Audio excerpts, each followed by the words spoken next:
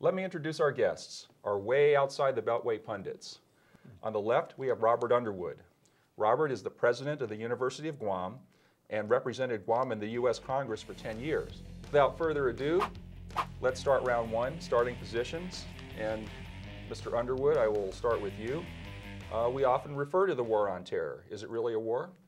No, it isn't. And you know, you can't have a war on a tactic. And basically the problem with the calling it a war on terror or war on terrorism is that you don't sort out who the enemy is. You don't know where you're fighting. And because of the use of the term war, you've unleashed the whole country to do things that they normally wouldn't do, like suspend the Fourth Amendment, violate our constitutional rights, move people who should be prosecuted by the system down to Guantanamo in order to avoid the system, create a new department, new bureaucracy, Homeland Security, which has become the justification for every imaginable kind of expenditure in the name of the war on terror.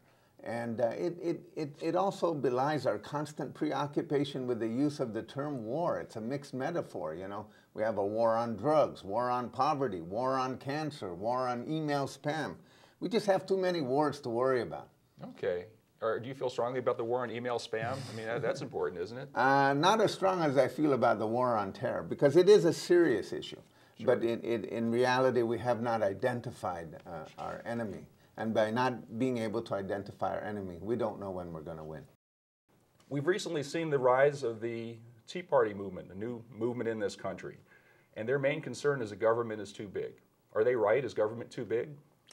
No, it's not big enough for some things, you know. And basically in a democracy, government is our instrumentality.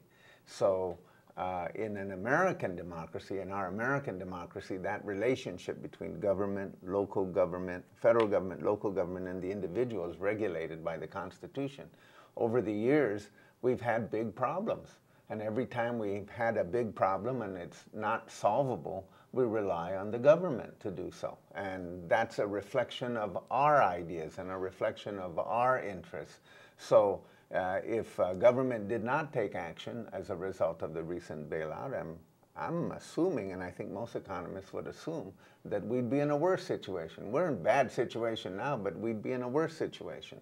So government is our instrumentality. Whenever you have big business, big labor, big tobacco, big insurance companies, we need big government to protect our interests as a people.